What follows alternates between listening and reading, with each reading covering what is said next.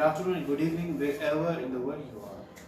Thank you so very much for subscribing me. Your love and your support is encouraging me and that I'm moving forward. And thanks a lot for watching my channel. Today we are going to discuss about how we make a PP's mean personal education plan. So this is very important to discuss as a what we call as a responsible person of the house, as a competent person of the house, or as a responsibility of an individual to make peeps. So in case of fire, they can evacuate and they can do the things. So we're going to discuss this today. Thank you so very much. आज हम जो है बड़े मजे के काम करेंगे. सबसे वो काम करेंगे जो किया जाता है कि जब भूख लगती है तो हम प्लान बनाते हैं क्या खाएंगे. इसी तरह आज हमने प्लान बनाना है कि आग लगी तो हमें क्या करना है.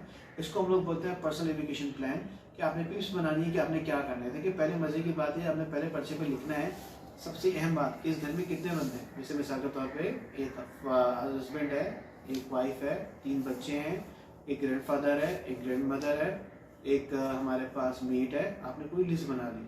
अब उसके बाद आपने लिखना है कि क्या जो ग्रैंडफादर हैं वो एजुकेशन सीयू से आराम से खुद कर सकते हैं या उनको करवानी पड़ेगी. क्या हमारी जो ग्रैंड मदर है इजी एजुकेशन सीयू से कर सकती हैं, उन्हें करवानी पड़ेगी. क्या जो छोटे बच्चे हैं वो गोद के बच्चे हैं या खुद भाग के बाहर चले जाएंगे, या जो मेरी मेट है उसके साथ क्या प्रॉब्लम है. इसको हम लोग बोलते हैं कि आपको पहले देखना पड़ेगा कि इन केस ऑफ फायर इनका बिहेवियर टू द फायर कैसे होगा. तो आपने पर्चे में लिखना है कि क्या कोई डिसेबिलिटीज़ हैं या कोई चैलेंजेस हैं या कोई प्रॉब्लम है, आपने उसको रखना होगा. अब आपके पास सॉर्टिंग हो गई, ऑक्यूपेंसी आपके पास कैसी है, मतलब लोग किस तरह के आपके पास मौजूद हैं. अब आपने नेक्स्ट काम ये करना है कि उसकी बैठ के प्लानिंग करनी है कि अगर आग लगती है तो हमें पता कैसे चलेगा. तो सबसे पहले बात है कि आग की आवाज़ नहीं होती, इसीलिए बोलते हैं स्मोक डिटेक्टर लगाया जाए. हर घर के अंदर स्मोक डिटेक्टर लगाना बहुत आसान काम है. पूरी दुनिया के अंदर बैटरी वाले स्मोक डिटेक्टर आते हैं जिसमें आप बैटरी लगा दें, मतलब सेल लगा दें, उसकी स्टिकर होती है उसको आप छत पे लगा दें. और ख़ासतौर पे उन घरों में खासतौर पे रिकमेंड करूँगा जहाँ बच्चे या बुजुर्ग हैं, क्योंकि उनका रिस्पॉन्स टाइम नहीं होता. बच्चे जो होते हैं वो तो सो जाते हैं, पता नहीं क्या शोर हो रहा है, और बुजुर्ग दवाई खा के सो रहे होते हैं, तो वो आपको ये फायर को आइडेंटिफाई नहीं कर सकते. तो उन कमरों में जहाँ पे बच्चे या बुजुर्ग हैं वहाँ पर तो मैंडेटरी आप स्मोक डिटेक्टर लगाएं. वैसे पूरे घर के अंदर लगाएं, किचन के अंदर ही डिटेक्टर लगाएं. तो अब वो लगाने के 1000 रुपये के अंदर का आता है. तो उससे का पता चलता है कि आग लग गई. अब अगर स्मोक अलार्म बचता है तो उसके बाद पहला काम क्या करना है. पहला काम तो ये करना है कि आपने वहाँ जाके देखना है क्या वो आग बुझाने के काबिल है, क्या वो कंट्रोलेबल फायर है. तो आप फायर एक्सटिंग्विशर रखें, फायर एक्सटिंग्विशर को बुझा दें. फायर एक्सटिंग्विशर में शिकायत है कितना ईजी, उस पर सब लिखा हुआ होता है कि कैसे बुझाना है. उसमें ये भी लिखा होता है कौन से फायर का कौन सा एक्सटिंग्विशर है. उस पर तस्वीर बनी हुई होती है. अगर इलेक्ट्रिक की तस्वीर बनी हुई तो इलेक्ट्रिक को यूज़ कर सकते हैं. अगर लकड़ी पेपर की तस्वीर बनी हुई है तो लकड़ी पेपर पे या बिस्तर पे यूज़ कर सकते हैं. बहुत ईजी उसको यूज़ कर सकते हैं. सेकंड उसमें तो आपको एजुकेशन करनी पड़ती है. अब आपने ये इंतजार नहीं करना है कि आप कितनी बढ़ेगी कितनी कम हो जाएगी वो कंट्रोल कर लेंगे. आपने फटाफट एजुकेशन स्टार्ट कर दी कि अगर आप नहीं कर रही तो क्या करना है. तो सबसे तो आपने इन्फॉर्म करना है बाकी सब घर वालों को, आग लगी फटाफट बाहर निकलो. तो पहले फेज में छोटे बच्चों को बाहर भेजा जाता है जो खुद जा सकते हैं, बाहर पहुँचे हम आ रहे हैं. सेकंड फेज में बुजुर्गों को निकाला जाता है. और थर्ड फेज में जो घर का बड़ा होता है वो निकलता है, सब चेक करते हुए, दरवाजे बंद करते हुए कि आग ज़्यादा स्प्रेड ना कर सके. एजुकेशन प्लान में सबसे अहम बात ये थी कि चैलेंजेस क्या हैं. अब मैंने बताया कि अगर आपको लगता है कि बुजुर्ग जो है वो नहीं निकल सकते तो हमारे घर में ऐसी कुर्सी मौजूद होनी चाहिए जिसको हम 2 या 3 घंटे पकड़ के उनको बुजुर्ग को नीचे उतार सकें, क्योंकि आप किसी को गोद में उठा के नहीं उतार सकते हैं सुपरमैन. तो एक कुर्सी जिसके नीचे टायर ना हो, तो एक पाँव से पकड़े एक पीछे से पकड़े और वो उनको आराम से, इसको एजुकेशन चेयर कहते हैं. एजुकेशन चेयर भी मौजूद होती है. अगर आप परचेज कर सकें तो बहुत ज़रूरी है. अगर आपके घर में ऑलरेडी है वो एक बंदा आराम कर सकते, वरना एक नॉर्मल चेयर जिसके टायर ना हो. एजुकेशन के लिए सबसे अहम बात दूसरी ये होती है कि आपको ये पता हो कि आपके घर के सारे बंदे नीचे पहुंच गए.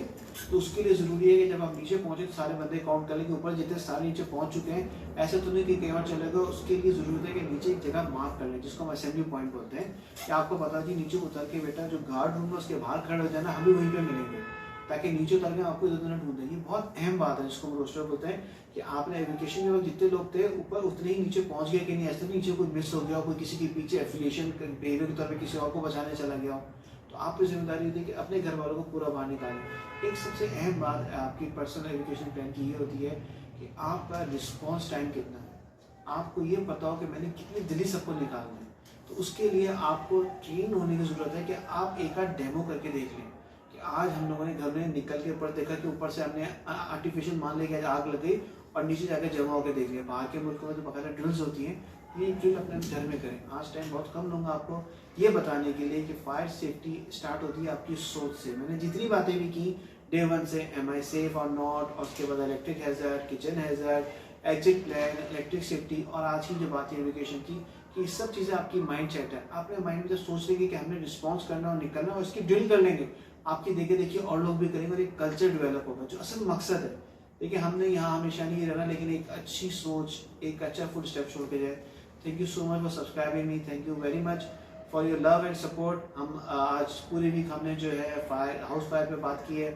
इंशाल्लाह नेक्स्ट में हम नया चैप्टर में बात करेंगे जिसके अंदर थोड़ा सा अपग्रेड करके हम ऑफिस फायर सेफ्टी की बात करेंगे कि मैं अगर वर्किंग वूमेन हूँ या मैं अगर ऑफिस में एम्प्लॉय हूँ तो मुझे वहाँ क्या रोल अदा करना चाहिए, फायर वार्डन के रूल्स क्या होते हैं, तो 7 वीक उस पर हम बात करेंगे। Thank you so much, do subscribe me, do follow me, do give me feedback. I am looking forward for your feedback. हमारे सब चीज़ सब्सक्राइब नीचे लिखी हुई आ रही है, हमारी कॉन्टैक्ट डिटेल, हमें कॉन्टैक्ट करें, हमें बताएं। और this channel is for you, आपके लिए, आपके सवाल, आपके जवाब, मैं हाजिर हूँ, जो भी मेरी खदमत हो। Thank you so very much for supporting and subscribing. Thank you.